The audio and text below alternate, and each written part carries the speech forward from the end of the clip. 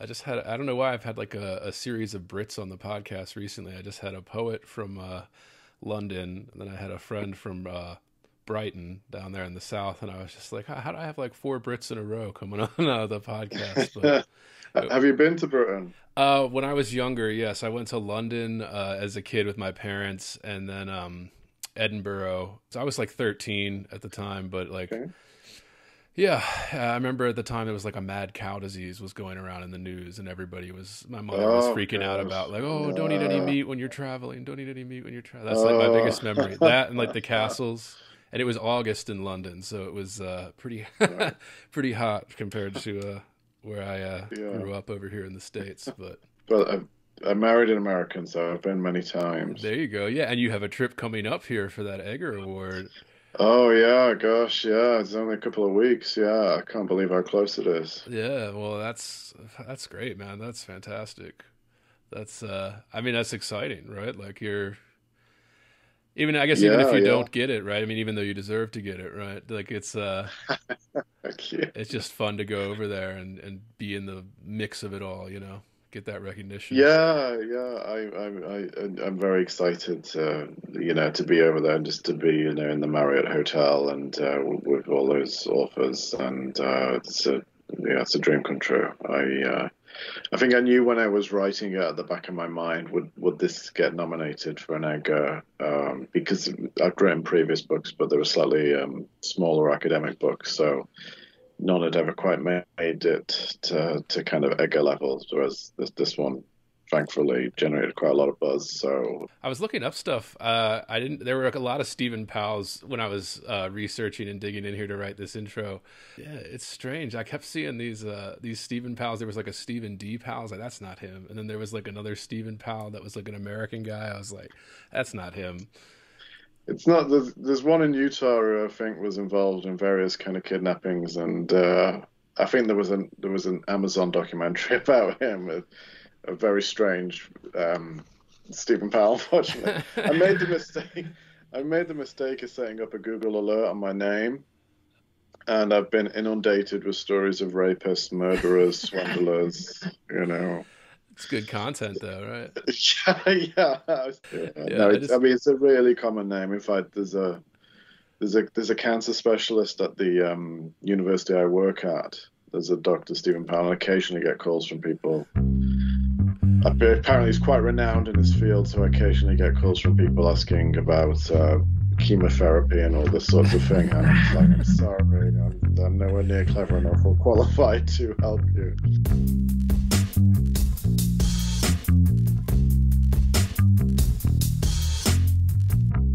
Heavy. Bored. Heavy. I am heavy bored. I may say that the male is entirely hostile. No! Resources. Life, friends, is boring. We must not say so.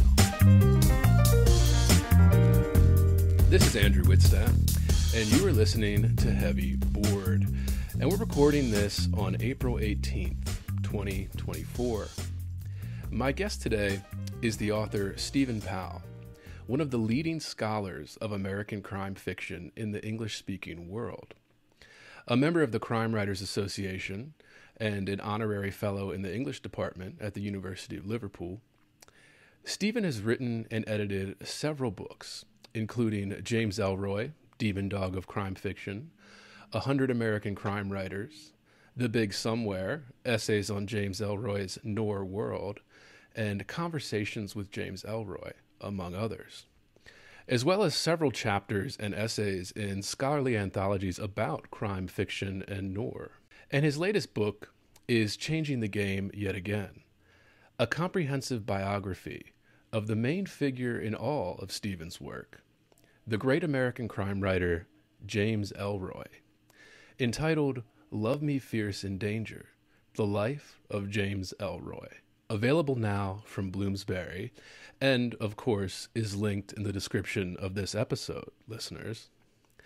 And Love Me Fierce in Danger has just been shortlisted for a 2024 Edgar Award in the category of Best Critical Biographical Work, as well as a Keating Award in the same category. And it deserves it, listeners.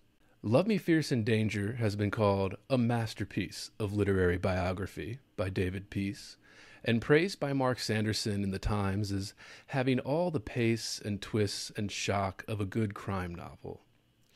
Stephen also owns and operates The Venetian Vase, an online salon that includes a combination of blogs, interviews, essays, musings, comprehensive crime fiction research, an overall archive of his work with James Ellroy, as well as an overall bibliography for all of Stephen's work, available at venetianvase.co.uk.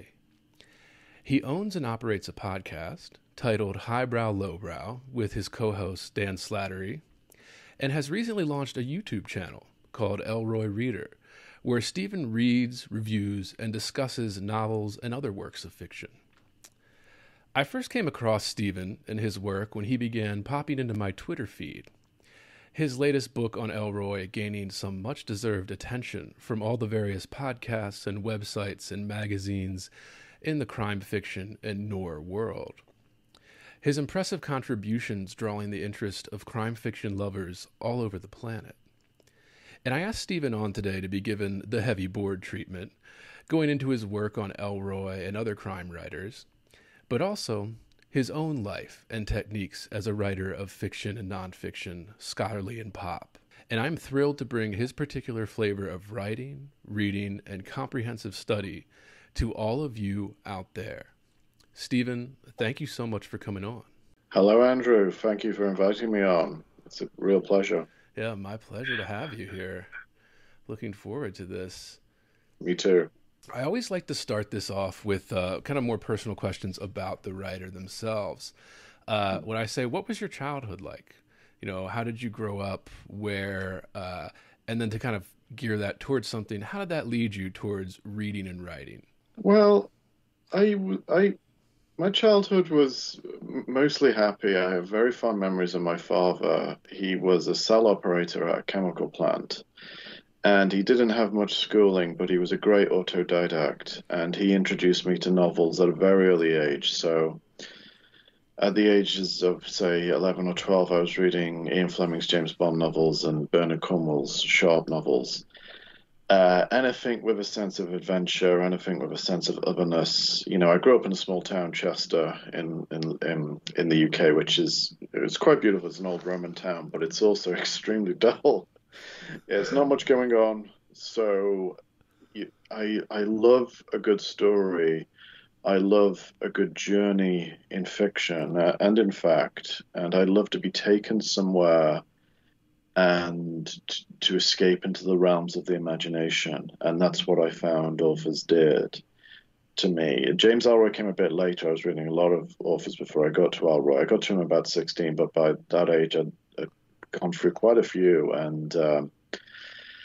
And I suppose Ellroy was special. I don't want to jump too far ahead in your program. I suppose Ellroy was special because obviously you're taking me to America, which almost has this kind of mythical quality over here in Britain. Even though we speak the same language, it is a very alluring, sexy, violent, bit dangerous place compared to England. You know, at least that's what the newspapers tell us, and films and TV. So I really loved Ellroy for introducing me to Los Angeles and noir and those sorts of things. It was opening a whole new world for me. Yeah, that's always funny. I always said like the way that I guess we always romanticize each other, the way Americans romanticize England, you know, in the UK. We're like, oh, this beautiful, quaint, old place that has these castles and these stone buildings, and look at the Parliament, look at that building, like, you know, and it's always a two-way street, I guess, with that. Yeah. So you started reading out as a child, like young child, like preteens, kind of when you got into the crime stuff.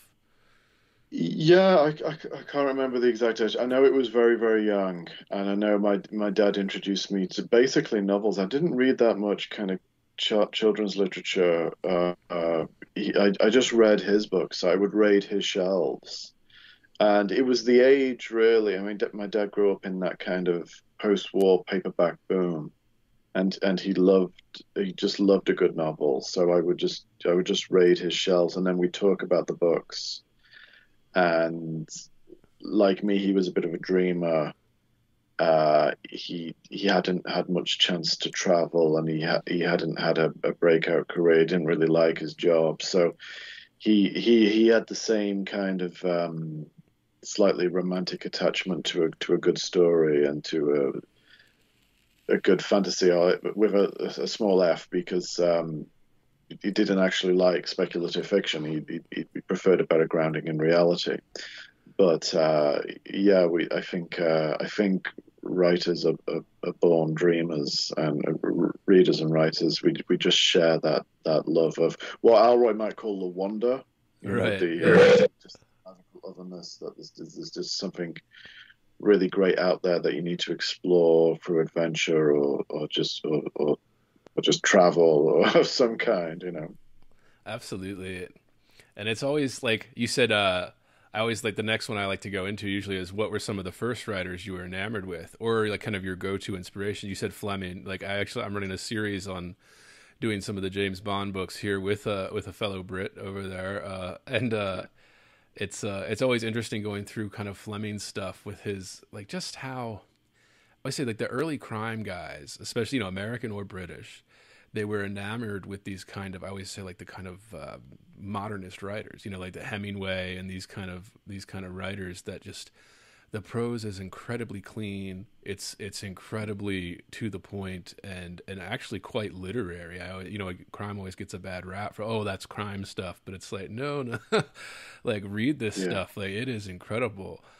So yeah, who were some of the first? You said Fleming, and obviously we're going to get to Ellroy here, but Yeah, Bernard Cornwell was a big influence on me. I loved the sharp novels, and I think, although his prose wasn't quite as clean as Fleming, maybe because the historical situations he did, which was like the Peninsular War and the Napoleonic Wars. He Bernard Cornwell was very, very good at taking you to another century, putting you in it, and making it seem so vibrant and real and alive. Because as a kid, I just found it hard to imagine just living in another century without all of the conveniences I had as a kid. It just blew my mind. And Bernard Cornwell was the first person who made it seem possible. Of course, now I look back and think I was a kid and I didn't have the internet, and because but I'm glad I didn't now, because that would have totally distracted me. So Bernard Cornwell's sharp novels. He wrote a few set in America in the U.S. Civil War as well, but he actually abandoned that series. I could give you some names. I'm not sure how well all of them have translated across the Atlantic. Jack Higgins was a big one, and he was very prolific. He wrote, I'm trying to think of a few that were filmed. The Eagle Has Landed was filmed. Prayer for the Dying, but he could write 2-3 novels a year, and that really taught me. He was the king of the paperback thriller, and I used to devour his books. And then after a while, I began to realize they were all the same. And I remember almost feeling cheated by it. Really, I almost felt like a sense of animosity towards Mr. Higgins after reading, say, a dozen or so of his books. And I kind of went off him. I guess that's important in itself, just becoming disillusioned with a writer. There were others I remember feeling a bit heartbroken for different reasons. I remember reading a lot of Eric Ambler, the spy writer, espionage writer, however you want to write it. But his work really tailed off probably after World War II. And reading his books in orders, I just really noticed the quality dipping, and he lost a certain dynamism. It was almost like, just as our body fails, there was like an energy level that went down in his books. right. That being quite heart-rending. Those were probably the earliest, and then going forward later, I became more interested in kind of yeah, maybe more mature writers who are more interested in like the human condition, like say P.D. James. I'm a huge fan of. Uh, Recently, Mo Hader. Oh gosh, there's so many. Yeah, that's what I always, and yeah, like my question is, I'm a big McDonald fan, Ross McDonald. Love his stuff, and I guess mine are more American. But Chandler, I like some, not all. Right, like I feel like sometimes he's inconsistent, but again, his prose is always surprisingly clean for. Because it became like a factory thing, like that kind of noir writing, especially in America in the early part of the 20th century. If it was like a factory almost, where they had these guys that they're paying, a couple cents a word or whatever, cranking out these novels, in 3 months. But then you see the greats in, and Hammett obviously was Hammett in there, and Absolutely. It's interesting because I hear a lot of writers today say, "Oh, I can't make any money in this, and I really wish I was born at the wrong time." But what they don't realize is that most of those writers of Black Mask and of the 30s and 40s Black Mask magazine, a lot of them were just exploited and really didn't make it wasn't a sustainable career for them, and the industry was changed. Great writers like Charles Williams and um, David Goodis, many of them died broke, and it was hard for them. I think they would be amazed, and even Chandler and Hammett would kind of be amazed at the critical attention their work is getting today. I'm sure they'd be delighted in a slightly noir way, but yeah, at the time they were just kind of for the pulp grinder typewriters. that's interesting. I didn't prepare for this, but what when do you think that started? The kind of scholarly interest in the kind of crime and noir, because you're involved in this, so you're in the university setting doing the important scholarly work like this. And I know like the Library of America over here has recently really made an effort in like the last 30, 40 years to kind of immortalize at least the American crime writers on this side of this side of the pond, as they say. But yeah, when did that kind of start, this scholarly interest in that? Yeah, I think it started like the late 80s, early 90s, and I think it started with probably improving popularity of American studies in general, both like the American Academy gaining more confidence in studying American writers and this huge movement in American fiction, which contrasted nicely with a lot of the more British tradition, which was kind of golden age detective fiction, a lot of locked room mysteries and kind of very class bound fiction. So the American one is almost kind of oppositional to that, and it just snowballs. A couple of articles are published, and then that just starts a dialogue. People write articles in response to that. Then suddenly you get monographs, you get anthologies of essays. And the only thing that I can say is, some academics excel at just studying one thing in particular or one writer in particular. When I started my Ellroy PhD, there weren't any books on Ellroy.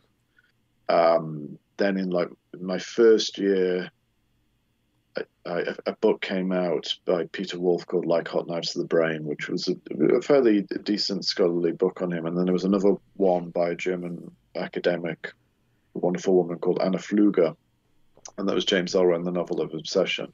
And I remember thinking, actually, oh no, that there's going to be an avalanche, and I won't have anything left to write about him. But as it turned out, that I started writing about him. I got my books out about him, and now I'm being asked to blurb scholarly books about Ellroy every couple of years. There's at least half a dozen, and a colleague of mine by the name of Nathan Ashman, who works at University of East Anglia, he and I are guest editors of a special James Ellroy issue of the journal Clues, a Journal of Detection, which is the premium scholarly journal about crime fiction. So we're guest editing an issue on Ellroy, and that will be coming out in 2026, which might seem like a long time away, but in the world of academia, it's like next weekend.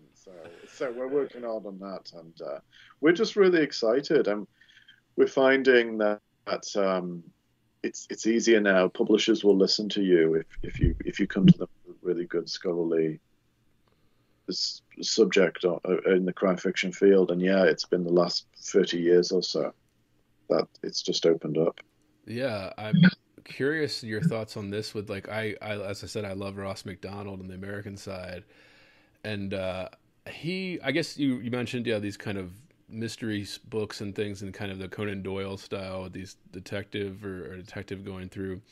But McDonald had that essay years ago, I believe, where was it in the Atlantic or something, where he talked about tracing the kind of, because McDonald was kind of, I guess, the more scholarly guy. He was a PhD holder that was doing this kind of stuff, and about tracing the kind of American crime novel or crime story to Poe and Edgar Allan Poe's kind of writing. I'm just curious your thoughts on that, theories on that, or what do you think of that?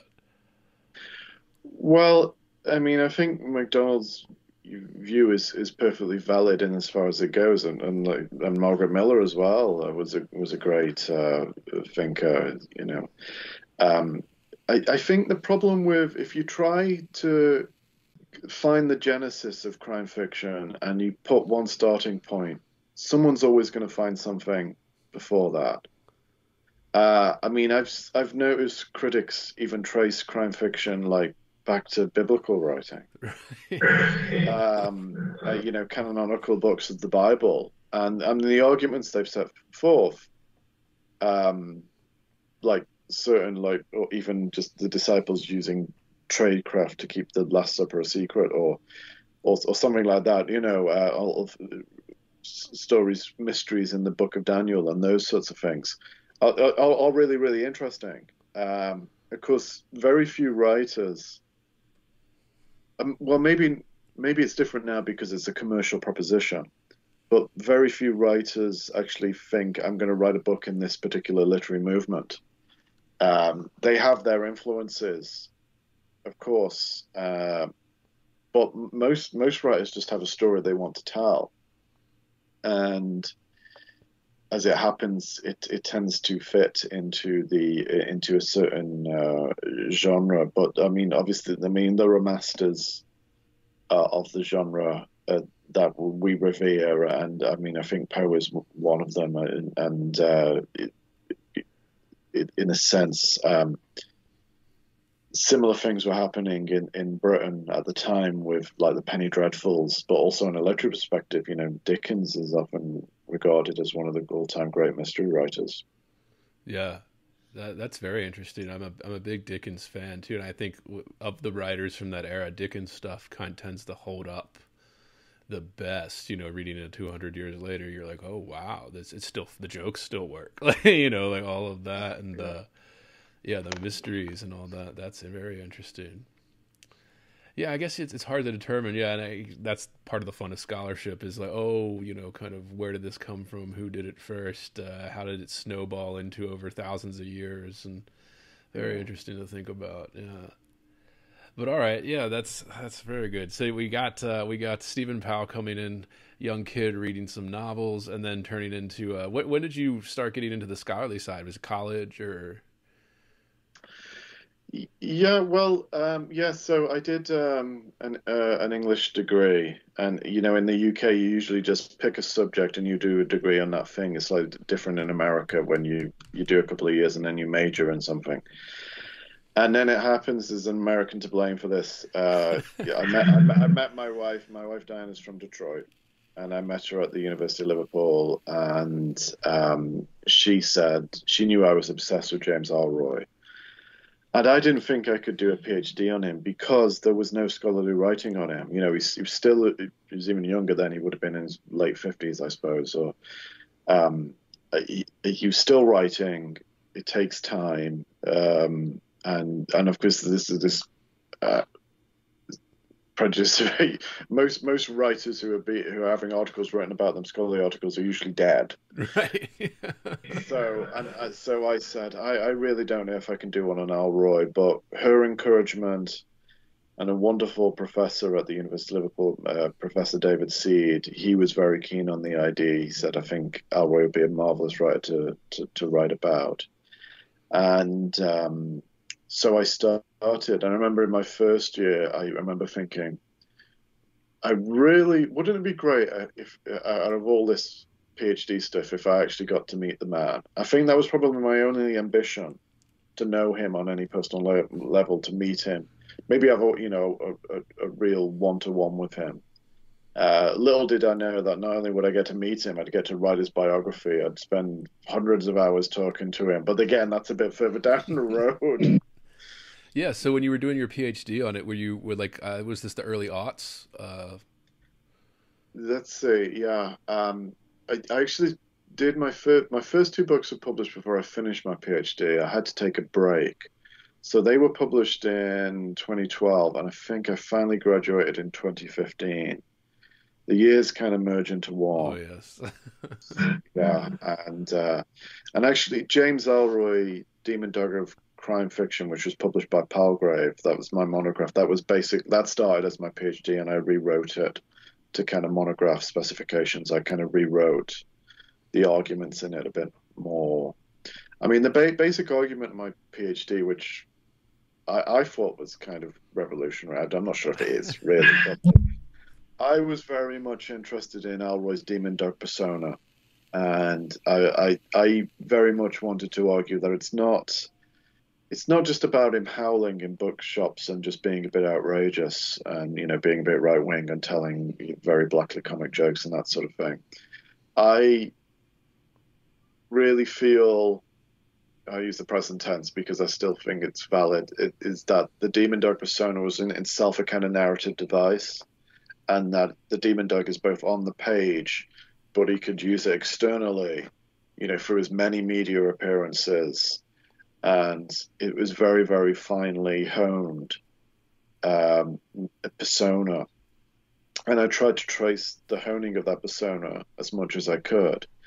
And then a few years ago, when I was writing the biography, I interviewed Andrew Vax, the novelist, the crime novelist, who wrote the Burke novels, who knew Ellroy for a few years. They were friends. And he told me, well, the thing with James is he tried on a few personas before he found one that fit.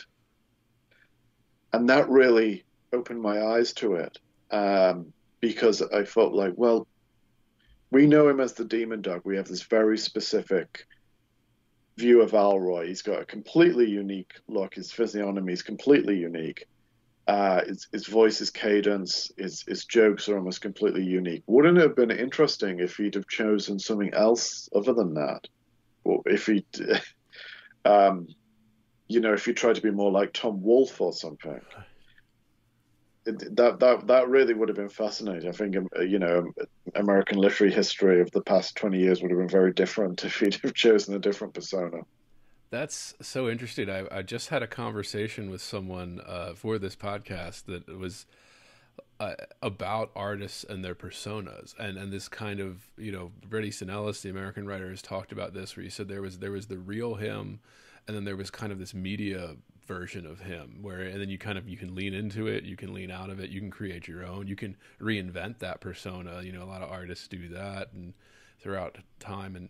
But yeah, Ellroy is that, that the crazy shirts and the and the documentaries, the cars, right? Like the car. What was that documentary when he's driving around in that convertible in L.A. and that's just, it's so fascinating to see, and how you can use that to your advantage, like not just in media appearances, but in the art creation too. Is just so, I mean, that's so fascinating. Yeah, like for that's fantastic. I'm glad you're doing this work, that you're doing this work, and especially for somebody like Ellroy, where, like I said, okay, so this was, your first couple books on this 2011, 2012-ish, 2013-ish was, nobody was really doing that. And I guess, Ellroy was still alive, and it was only, we'd been publishing, like 30 years at that point.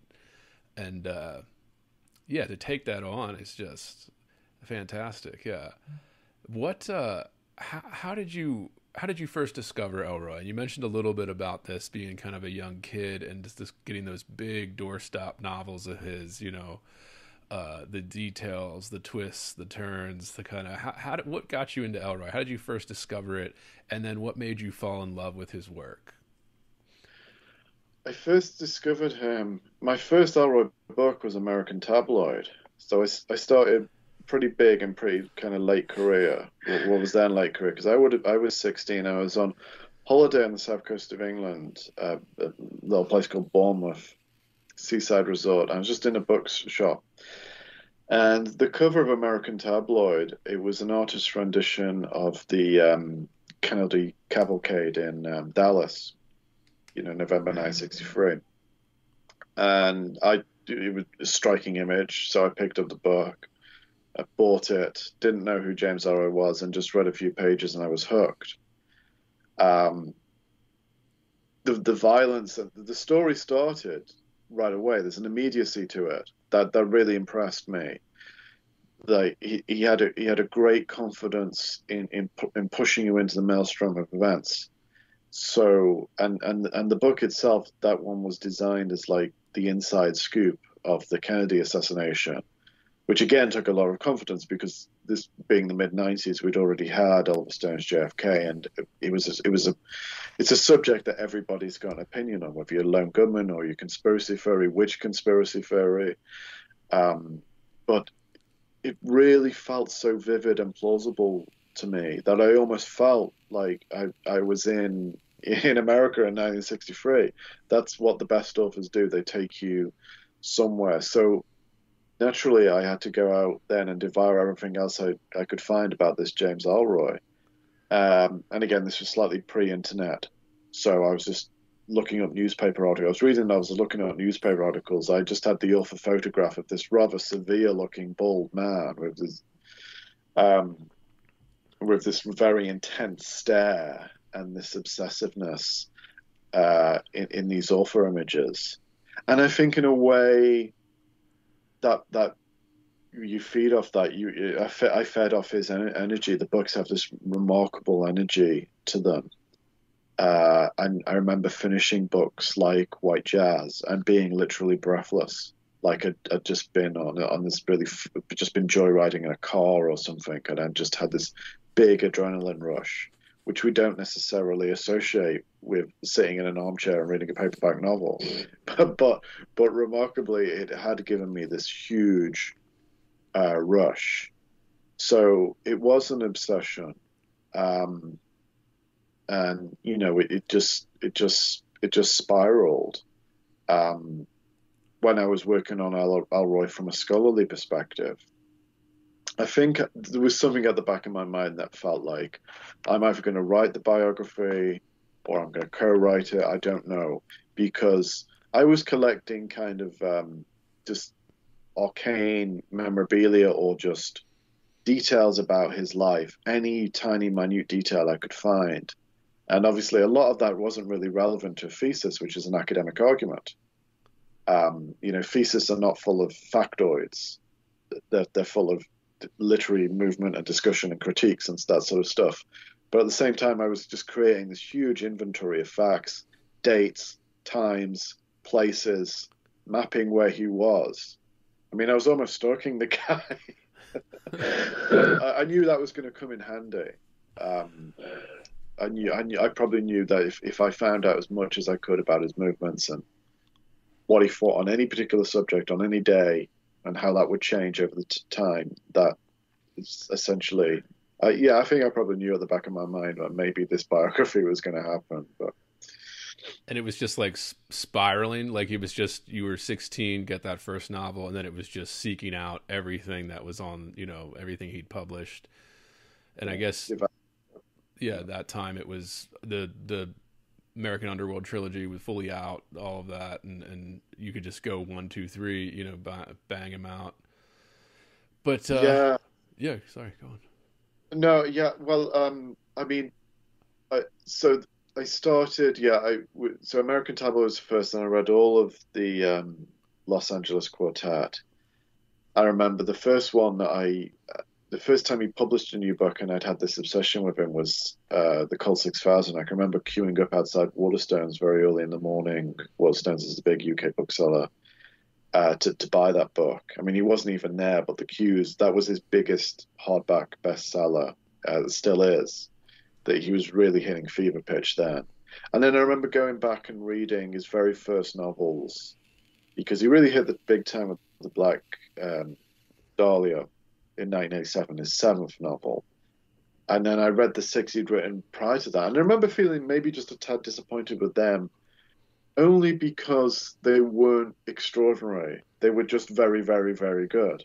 And and I think he was very much finding his voice. But those first novels, like Brown's Requiem and Clandestine, they probably do seem a little bit conventional now compared to the prose style and the plotting and just the idiosyncrasies in the text and how he made Los Angeles, particularly 1950s Los Angeles, his own. Um, yeah, so I was devouring everything, definitely. Yeah, and you mentioned the confidence already, and I think that's part of the appeal of him as well. Like when who was that guy who was like an old American pulp writer who had like that formula for it, where he was just, and you said you meant as you got older, noticing that you were disappointed in some of the more formulaic stuff, where he said the step one is kill somebody in an unusual way, pile trouble on the hero, and then like have him get in a fight by this point, and then you kind of have these. Again, because those guys were just cranking them out like in a matter of days, for pennies, and just his confidence. What do you? Well, yeah, I mean, funnily enough, if you go back to the 30s and 40s, talking about writers with formulas, even though academics were ignoring them and many critics were ignoring them, but crime writers themselves were talking about what they did a lot. Yeah, they were. I mean, Chandler would talk about Ross MacDonald. He would also write about Hammett, and that's where I got the title Venetian Vase from for my website. It's from the quote, "Hammett took murder out of the Venetian vase and gave it back to the people it belonged to," because Chandler really didn't like the Golden Age British detective story. There were numerous attempts to map out the rules of detective fiction, and naturally they became quite formulaic. I mean, the writers we look for today, the writers I look for as a reader are the ones who break the formula. Fortunately, I think because publishing is contracting and it's got this big threat, which is the internet and people's attention spans contracting, because of the phones and whatnot, is that they're almost getting more and more formulaic and more safe. And a lot of the books I grew up with, which were kind of spy and espionage and adventure fiction, I think a lot of those have been squeezed out of the market for basically just detective fiction with a kind of dark, troubled protagonist who's a bit traumatized because of something in his or her past. Yeah, absolutely. I there was a writer I was listening to an interview, and he said just certain genres have been completely squeezed out of the industry. Like some of that adventure fiction stuff is essentially just completely gone, or it's just in the realm of self-publishing. With the big giants like Amazon, where you can anybody could write one and put it out there, and most of them are pretty disappointing. They either follow the formula, or they kind of go nowhere, or they're amateur, that word, whatever. But it is kind of a shame too for that. And it almost seems like that maybe some are running out of ideas, but then you have somebody like Ellroy, this giant, just keeping it alive almost. Like who else is writing that kind of crime noir fiction? It's sorry. Yeah, well, no, I agree with you. I know with Ellroy's recent stuff, The Enchanters, he became very nostalgic, say a year or two before he started writing The Enchanters, for the kind of Irving Wallace, Harold Robbins kind of melodramas. Those kind of door-stopping mid-20th century books that were huge sellers. And he wanted to write a book that would almost be a tribute to the kind of Wallace Robbins, very consciously trashy novels, and add his own spin on it. And I thought that was such a brave thing to do, because we don't see books like that anymore. And Ellroy was going to set out and write one. I think broadly he succeeded. I think The Enchanters was one of his best novels in years, especially as someone who rather struggled with perfidia and the storm. some of Ellroy's more recent work, set during wartime and Second Allied Quartet and all being prequels and whatnot, I struggled with them. So I thought it was interesting that Ellroy was going to go back to his more classic territory, but also go back to his more classic influences and the books that influenced him, mostly when he was a kid. Yeah, there's that confidence again, right? Ellroy just coming out of there, and I just like his public appearances when he just claims he's like, every one of my books is a masterpiece. I'll just say that he's like only preceded by my next masterpiece. That's yet to come out, and just going back and being able to do that. I wonder, if and somebody that has his stature in the industry, where he'd be allowed to do something like that. I do look at a lot of these writers that are kind of not that they're letting it, it's not up to them necessarily, but just, if you have a little bit of sway, why not? Be confident about it and be like, I'm just going to bring this back. I'm just going to at least try, to bring back a big swing for the fences there. But I imagine you spent a lot of time with Ellroy himself, right? What was that like? Yeah. I've heard many mixed things about this, and again, that confidence, the documentary filmmakers he would hire and stuff to follow him around. And what is he like? He is, I think he would surprise you. He is a gentleman first and foremost. And I think a lot of the rules of decorum and civility are very important to him. So, and maybe we had that kind of connection because being English, I am a little bit stiff and awkward around people, maybe upon first meeting them. But I also believe in civility first, and then kind of once I relax and become friendly with people, I usually develop an intimacy with them. And it was very much the same with him. So it was, it was really a case of gaining his trust, which would be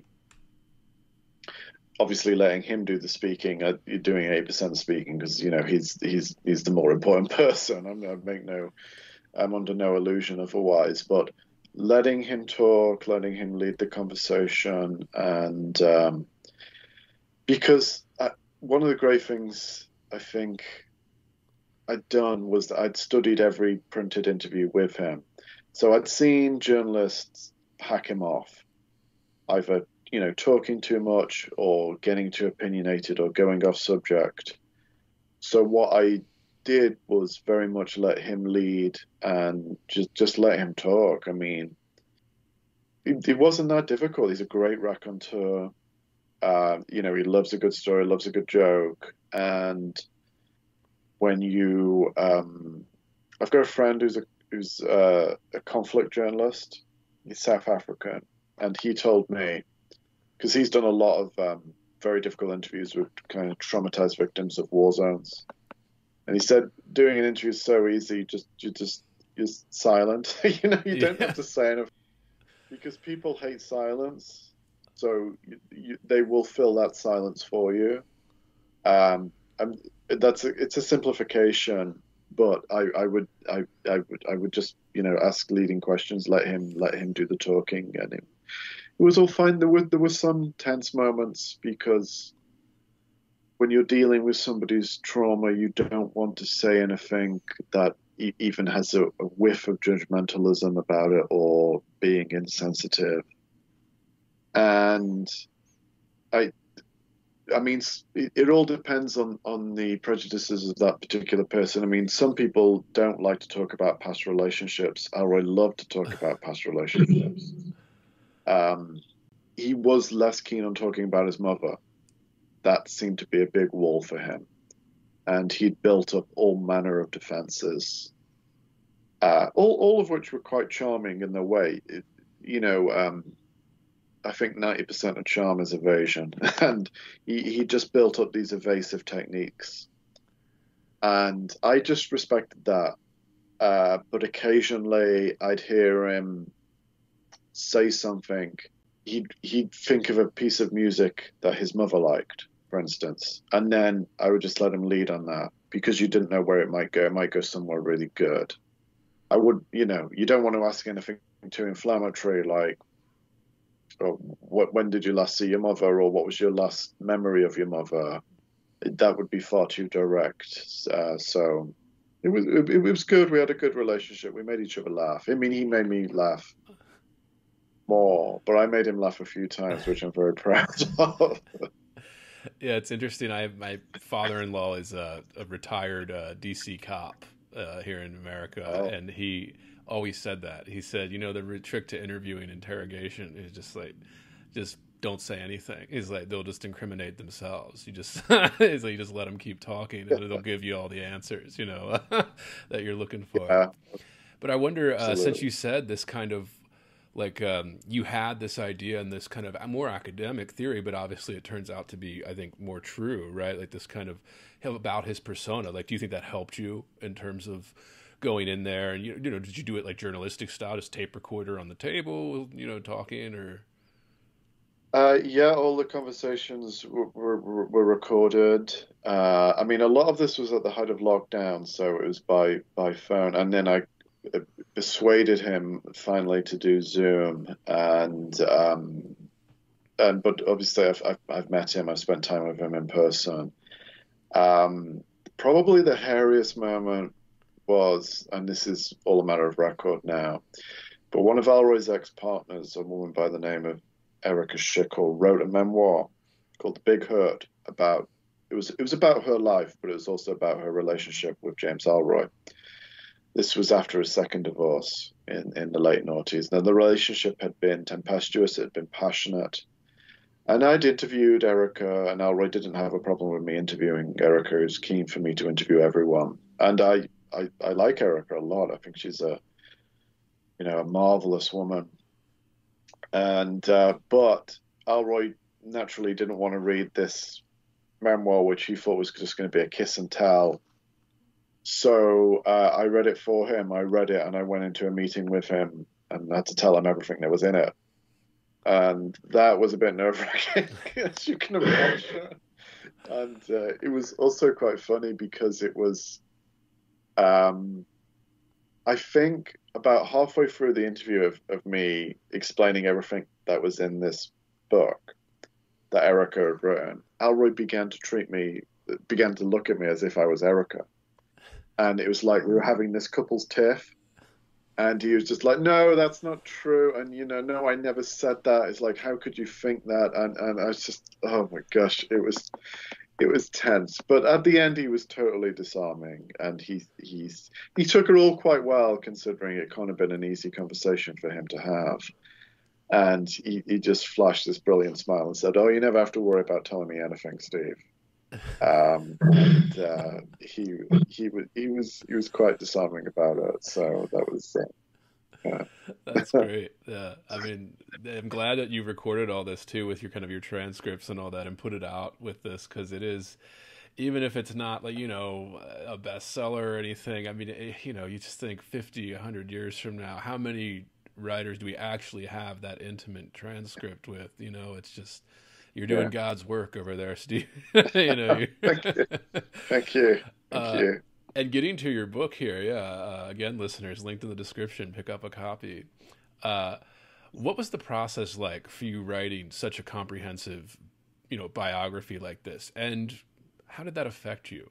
Like, like most writing, I assume it took something from you, right? Like you said, telling these stories, it's a lot of fun. It's a lot of, what draws us into writers and creativity. And then even, I think, scholarship too. Like, so as you said, like, you know, at least some energy it takes from you or things like that. So yeah, what was that process like, writing such a comprehensive thing?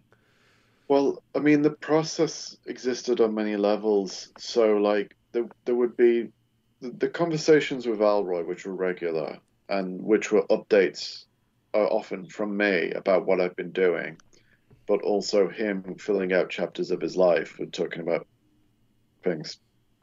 Getting interviews with everyone I could lay my hands on. So, friends, colleagues, ex-partners again was a big one because he's had a very active love life. And that was interesting because you'd have to send out many, many interview requests and then do follow-ups. Some of it would be easy. For instance, he has knack for dating academics and literary agents, probably because you date people in the same profession as you, I guess. So those people tend to have a public profile, so I just got lucky there. But also to get the interviews with the Hollywood people, you'd have to go through their agents, their lawyers, their managers. So it was just constantly knocking at people's doors, digitally speaking. And of course, there was the writing itself. So the volume of material I was getting in was huge. People were really opening up. And for a guy who lived his life in the public eye, as Ellroy has, I was amazed at how much new material I was getting from people. So let's say to your listeners, if you think you know Ellroy because you've read My Dark Places, his memoir, you've got to read the biography, because there was so much material I was getting that was completely new. And a lot of people had like friends, and the friendship interviews were very much like the ex-girlfriend interviews, because he tended to treat his friends in a similar way. There'd be a kind of seduction. There'd be a period of great activity where he would shower them with affection, and then he'd cut them off very, very abruptly. So the friends often felt like jilted lovers. But when I approached these people, it was almost like, yeah, I knew Ellroy. What took you so long? They had this "I've been waiting for you" feeling about them, even though I didn't know these people. But it was almost like, I've really been waiting to tell this story about how I knew Ellroy, because they witnessed history, and everybody wants to say, I was there, I saw that, or I did that. And so it was a frantic case of the volume of material getting in was huge, writing it up into narrative form at the same time. And of course, I have other responsibilities, I have academic responsibilities as well. And so it was a really, really busy time in my life. But like I say, a lot of it was over lockdown. So I was very, very lucky that I had a great lockdown. It was fascinating. I was never bored. It was absolutely wonderful. And I think just every so often in your life, you will land a dream project. Maybe it's only once, maybe it's 5 times you will land a dream project. And I think I just found reserves of strength in myself that I never knew I had, that would take me through to the conclusion of getting this book out. Maybe it's because I'd written books in Ellroy before. It's just I knew I was going to finish it. I knew I was going to do it. And how did you, like, you said there was all this like huge body of material. Like, how did you have to develop a kind of a new process in terms of writing, like to just dig through all that, how you wanted to sort it? Like, the work of writing any book is like so much, but then doing a biography, and like you said, having a responsibility or feeling like you do to do it justice, and be fair and all of that. Like, was there a process that you had to kind of invent, to help yourself do that? Well, I considered a number of options. One is, because of the volume of material, I thought about splitting it into a 3-volume biography. But then I had to take into mind commercial considerations, and I thought, well, if I do that, it might become too hagiographic. I don't, it's fascinating to me, but I don't think every reader out there wants to know where Ellroy is on every particular day of his life. I want it to reflect Ellroy's personality, which was to be fast-moving and intense and obsessive, and a real page-turner for it to be like an Ellroy novel. So, I mean, I remember one decision I made about midway through, when I saw the volume of material and I saw the pacing of it was going to be very, very fast, because Ellroy lives fast and he's juggling a lot of things, is that I broke the chapters down. I basically doubled the number of chapters, but I didn't make the book longer. I just broke them down to make it easier to read, and just to make that speed go faster.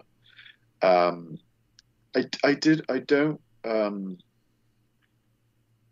know a lot of writers thrive on structure and order, but I wouldn't know what I would be doing on certain days, because an interview request might come in. It might be a Hollywood person. So now, when you're dealing with a Hollywood person, you don't want to lose your chance to interview them. So if they say, I'll talk to you at this time, which happens to be 2 a.m. UK time, you're like, yeah, sure. Just say, yeah. So then I would just put aside what I was doing and focus on that interview. I have a friend, a New York-based writer called Jill Derman, who's written a few novels, and she says to be a good writer, make sure you do an hour a day. And she's often surprised that people say, "Oh, an hour a day, that's nowhere near enough." Well, maybe not, but like a lot of writers end up not doing that hour, and then you've lost so much. If you've done an hour a day, you've done a good day's work as a writer because it's not easy. And when you're really flying, you can do much more than that. So that was it. Of course, like I'd spend many more hours like plowing through documents, like legal forms and or you name everything from high school yearbooks to divorce records, marriage records, property records, electoral registers, anything that would either prove this person existed at this time or would help me track someone down, you know.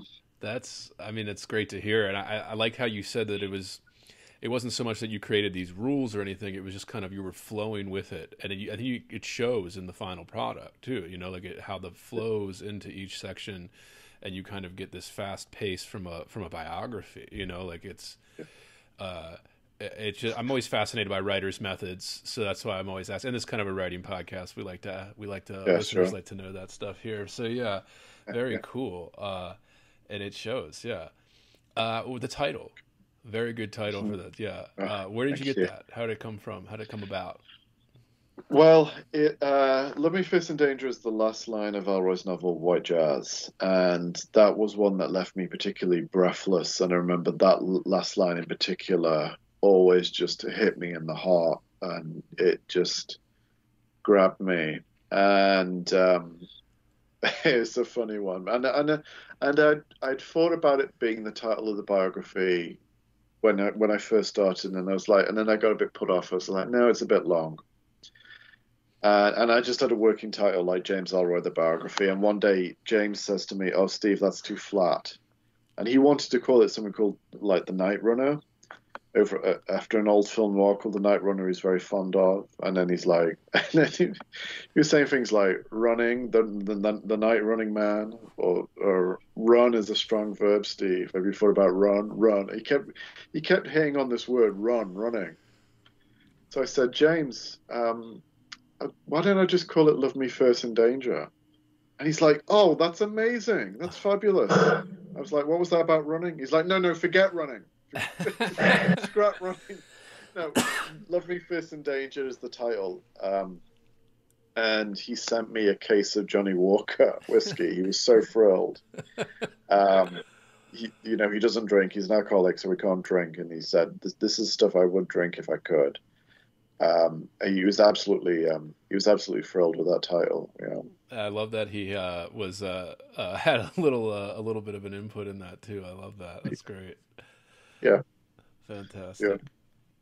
Yeah. Moving on a little bit, Ellroy and movie adaptations. Kind of the adaptations of his work. You know, from what I've read of him, and again, I'm nowhere near as well versed in it as you are.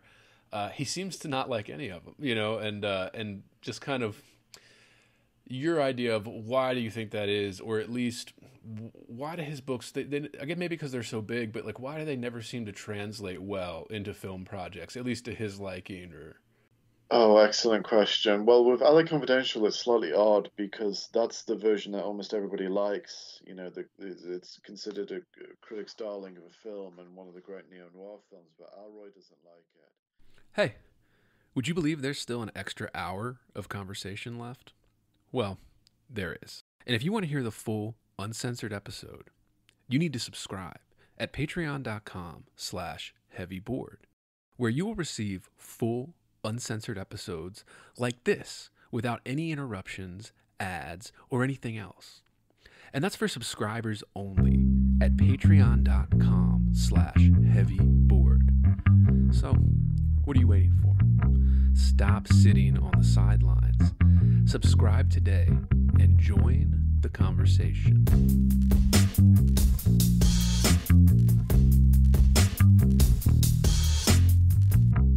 Heavy. Bored. Heavy. I am heavy bored.